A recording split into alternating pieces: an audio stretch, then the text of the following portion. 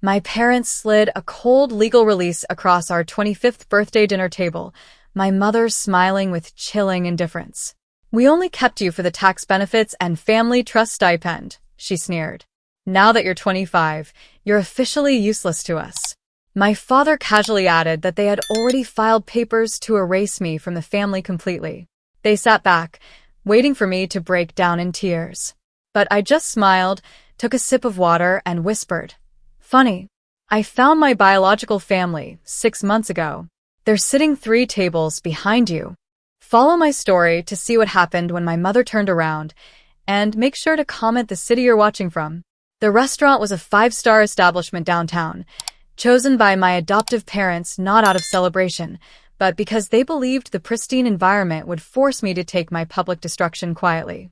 As my mother's smug smirk remained frozen, the silence between us grew suffocating. She slowly turned her head toward table 4, her eyes scanning the sleek mahogany booth 3 rows back. Sitting there was a couple dressed in quiet luxury, watching our table with sharp, calculating intensity. My father let out an arrogant laugh, assuming I was staging a pathetic bluff to protect my pride.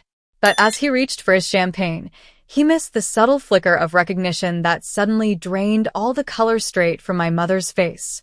To understand how my own flesh and blood could treat my existence like an expired lease, you have to look at the secret financial architecture of our family.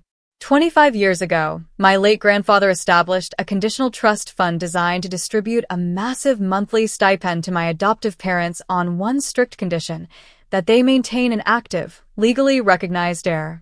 In his eyes, raising a child was a test of character. But to my parents, I was simply an invoice to be collected every 30 days.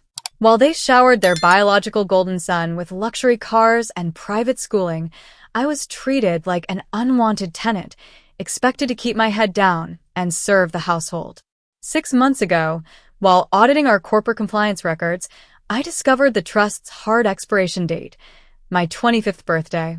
I realized they were planning to dump me the second the money stopped, so I quietly launched my own private investigation into the adoption records they had kept buried for decades.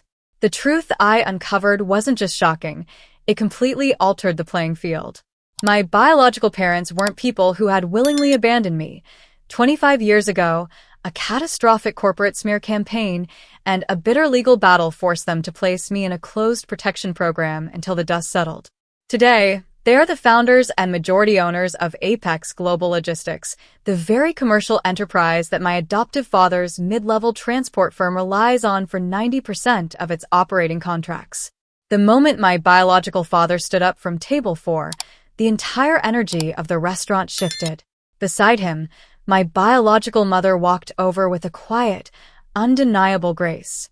The shift in power was instantaneous as they stopped directly behind my adoptive parents' chairs, placing a firm, protective hand on my shoulder. My adoptive father's arrogance instantly mutated into sheer panic. He tried to stand up, his voice cracking as he recognized the billionaire CEO whose master contracts held his entire company together. "Mr. Vance, what is the meaning of this?" My adoptive father stammered, his posture collapsing. Before my biological father could even speak, I picked up the cold legal release they had slid across the table, tore it cleanly down the middle, and let the pieces drop onto my father's dinner plate. "Before you came here tonight to throw me out, Dad," I said smoothly, "I executed my legal rights as the primary beneficiary of grandfather's secondary estate. I signed those commercial rights over to Apex Global 6 hours ago. Your master vendor lines are officially frozen." My adoptive mother gasped, dropping her purse onto the floor as the harsh reality of their immediate corporate bankruptcy set in right in front of the surrounding patrons. Their desperate, high society facade disintegrated into public, sniveling pleas, but the trap had already snapped shut. Within weeks, my adoptive father's firm defaulted on its commercial leases, forcing them to liquidate their luxury assets and face the very public ruin they had mapped out for me.